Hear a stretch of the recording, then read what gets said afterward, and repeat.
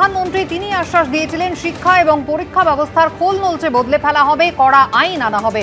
আজ সংসদে নতুন বিল পেশ হতে চলেছে। এই সংক্রান্ত বেলা 12টায় আজ জিতেন্দ্র সিং কেন্দ্রমন্ত্রী তিনি এই বিল পেশ করতে চলেছেন। Public examination prevention of unfair means amendment bill 2026 আজকে তিনি পেশ করবেন। সূত্রের খবর, সংশোধনী বিলে প্রশ্ন ফাঁসের ঘটনায় যারা দোষী হবে তাদের 10 বছরের কারাদণ্ড, 10 কোটি টাকা জরিমানা, ফাস্ট ট্র্যাক আদালতে বিচার এবং 3 মাসের মধ্যে সেই শুনানি শেষ করা হবে এমন প্রস্তাব দেওয়া হয়েছে। তবে নিট কাণ্ডে আজও উত্তপ্ত হতে পারে সংসদের উভয় কক্ষ। লোকসভা রাজ্যসভায় এই নিয়ে আলোচনা বা মুলতবি প্রস্তাব ইতিমধ্যেই একাধিক বিরোধী দল জমা দিয়েছে।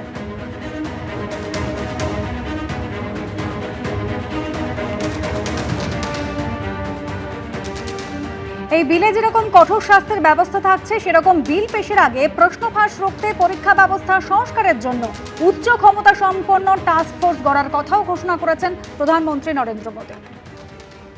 जिन लोगों ने विद्यार्थियों के भविष्य के साथ खिलवाड़ किया वे जेलों में सड़ रहे हैं। हमने फास्ट ट्रैक कोर्ट बना चुके हैं। विश्व प्रसिद्ध टेक्नोलॉजी एक्सपर्ट श्रीमान नंदन नीलेकनी जी के नेतृत्व में एक हाई पावर टास्क फोर्स बनाने का निर्णय किया है जो एग्जामिनेशन रिफॉर्म की तरफ फोकस करेगा और जल्द से जल्द आने वाली परीक्षाओं की विश्वसनीयता को सुनिश्चित करने का काम इसके रिपोर्ट के आधार पर कर दिया जाएगा। প্রযুক্তি বিশেষজ্ঞ নন্দন নীলেকানি থাকছেন এই টাস্ক ফোর্সে। আর কারা থাকছেন ইসরোর প্রাক্তন চেয়ারম্যান এস সোমনাথ, আইবির প্রাক্তন অধিকর্তা তপন ডেকা, আইআইটি চেন্নাইয়ের অধিকর্তা ভি কামাকোটি। টাস্ক ফোর্সে থাকছেন প্রাক্তন শিক্ষা সচিব অনিতা কারওয়াল এবং লজিস্টিক্স বিশেষজ্ঞ অমৃত লাল মিনা।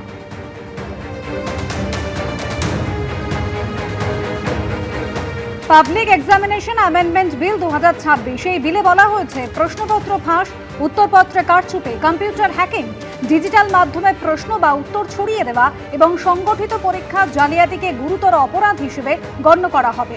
অপরাধে জড়িত ব্যক্তি ছাড়াও সংগঠিত চক্র, সংস্থা বা পরিষেবা প্রদানকারী প্রতিষ্ঠানের বিরুদ্ধেও ব্যবস্থা নেওয়া যাবে।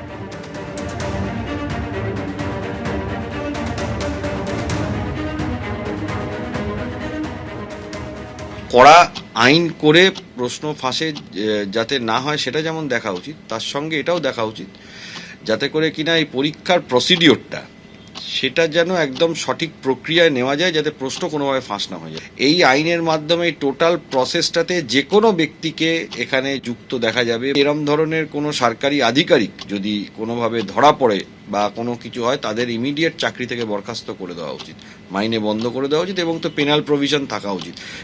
প্রশ্ন ফাঁস বিল আজকে আনছে কেন্দ্র, আর এ নিয়ে কি বলছেন রাজ্যের পঞ্চায়েত মন্ত্রী দিলীপ ঘোষ, দেখুন। সরকার বলে দিয়েছে আইন করবে, কেন্দ্র সরকার আইন করছে, দরকার হলে আগামী দিনে পশ্চিমবাংলায় আলাদা আইন হবে। তো সেই জন্য কোনো রকম এই ধরনের 2 নম্বরই কাজ করতে জিরো টলারেন্স করবে কেন্দ্র সরকার, আর কথা দিয়েছে সেই আইন পাস করাবো আমরা। নতুন আইন আসছে, কিন্তু আইন করে কি প্রশ্ন ফাঁস আটকানো সম্ভব হবে? দুর্নীতিগ্রস্তদের প্রশ্রয় দেওয়া বন্ধ করুন, বিরোধীরা কি বলছেন শোনাব। এইসব নাটক, এইসব আইওয়াশ, এইসব কিছুই হবে না। যে বিল পাস করে কি হবে? কিচ্ছু প্রমাণ হবে না, কোনো পেপার লিক ওইসব দেখানো। যদি একটা ওরা বলতে পারে যে হ্যাঁ 12 বছরে আমি এইটা করে দেখিয়েছি, যা বলেছি তা করেছি, আগে সেটা বলুক, তারপর আমরা ওকে ভরসা করব। বাবা, আইন ছিল না বলে ফাঁস হচ্ছিল নাকি দুর্নীতি করার জন্য ফাঁস হচ্ছিল? দুর্নীতি করার জন্য ফাঁস যদি হয় তাহলে আইন এনে সেটাকে ঠেকানো যায় না। দুর্নীতিগ্রস্ত লোকদের প্রশ্রয় দেওয়া বন্ধ করুক। দুর্নীতিগ্রস্ত লোকরা যদি মাথার উপরে উঠে নাচতে থাকে তাহলে ছাত্র এবং ভবিষ্যৎ প্রজন্মের বিপদ তারা তা মেনে নেবে না। এদিকে কেন্দ্রীয় স্বরাষ্ট্রমন্ত্রী অমিত শাহকে চিঠি লিখেছেন লোকসভায় বিরোধী দলনেতা রাহুল গান্ধী। দুটি প্রশ্ন তিনি করেছেন।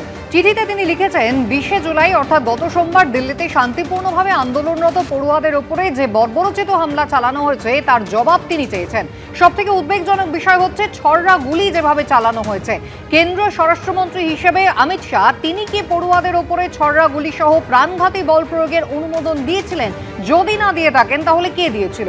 সেদিন সাদা পোশাকে লাঠি দিয়ে যারা শিক্ষার্থীদের মারধর করছিল, ভিডিওতে যাদের দেখা গিয়েছে, তারা কি পুলিশ নাকি তারা স্বেচ্ছাসেবক? তাদের মোতায়েন কে করেছিল? এই প্রশ্ন কিন্তু করেছেন রাহুল গান্ধী। রাহুল গান্ধীর কাজ করেছেন, ওনাকে সবাই কি বলে ডাকেন সেটা সবাই জানে, তাতে আবার ওনার দুঃখ হয়েছিল। তো এখন স্বরাষ্ট্রমন্ত্রককে চিঠি দিয়েছেন, স্বরাষ্ট্রমন্ত্রক তার উত্তর দেবেন, রাহুল গান্ধীকে দেবেন। কিন্তু দেশব্যাপী নৈরাজ্য সৃষ্টির পেছনে মাথা হিসেবে দাঁড়িয়ে যাওয়া, এটাও কি খুব একটা বেশি ভালো সংসদীয় রীতিনীতির মধ্যে পড়ে আমার ঠিক জানা নেই। নিজে প্রশ্নভাস ইস্যুতে আন্দোলন এবং তার জেরে কেন্দ্রীয় শিক্ষামন্ত্রীর পদ থেকে পদত্যাগ করেছেন ধর্মেন্দ্র প্রধান। আর তারপর শনিবার রাতেই কেন্দ্রীয় শিক্ষামন্ত্রীর দায়িত্ব দেওয়া হয়েছে প্রহ্লাদ যোশীকে। গতকাল তিনি সেই দায়িত্ব বুঝে নিয়েছেন, আধিকারিকদের সঙ্গে বৈঠকও করেছেন। উপভোক্তা বিষয়ক মন্ত্রী প্রহ্লাদ যোশী, তার সঙ্গে বাড়তি দায়িত্ব হিসেবে তিনি কেন্দ্রীয় শিক্ষামন্ত্রীর দায়িত্ব পালন করবেন।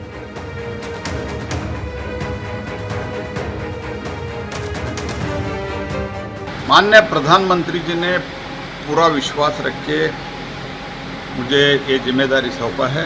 मैं आज सुबह इधर आके चार्ज लिया हूँ। গতকাল ফের ভিডিও বার্তা দিয়েছেন প্রধানমন্ত্রী, যেখানে পড়ুয়াদের ভবিষ্যতের জন্য একাধিক পদক্ষেপের কথা জানিয়েছেন। भारत सरकार लगातार अनेकविध कदम उठा रही है।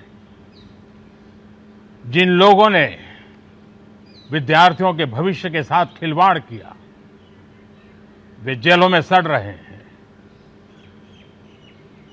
हमने फास्ट ट्रैक कोर्ट बना चुके हैं।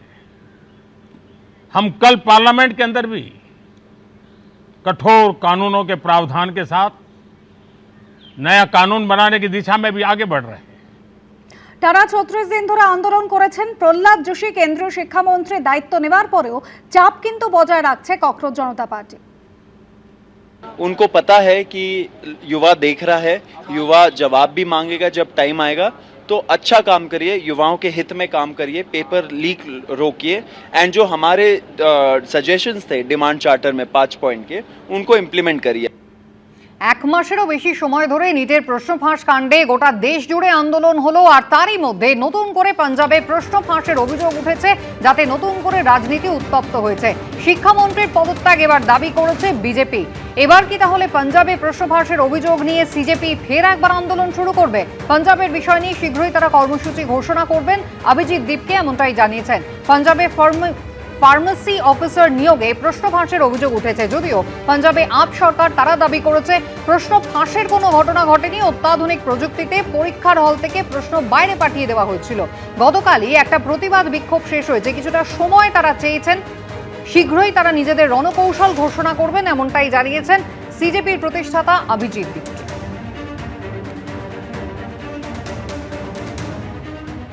आगे की रणनीति हम बताएंगे, जल्दी बताएंगे। कल ही तो खत्म हुआ है, थोड़ा तो हमें टाइम दे दीजिए। बिल्कुल सर। yes. और पंजाब पेपर लीक को लेकर कुछ कहेंगे सर? उस पर भी करेंगे, हम बोलेंगे, हम उसी की पर प्लानिंग कर रहे हैं अभी। एबीपी आनंद एगिए थाके एगिए राखी।